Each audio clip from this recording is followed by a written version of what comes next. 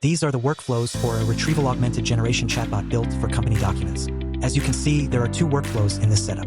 The first workflow is responsible for processing and storing documents into a vector database. The second workflow powers the chatbot itself, retrieving context and generating answers from the stored knowledge. Now, let's trigger the first workflow.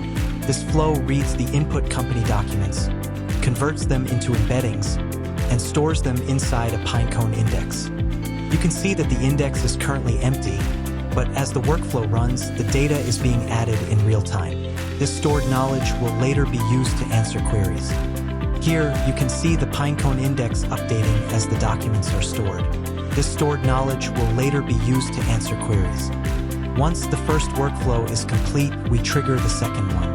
This flow receives a user query, retrieves the most relevant information from Pincone, and then sends it to a language model to generate a precise response. Here, I'm asking the chatbot questions about the document.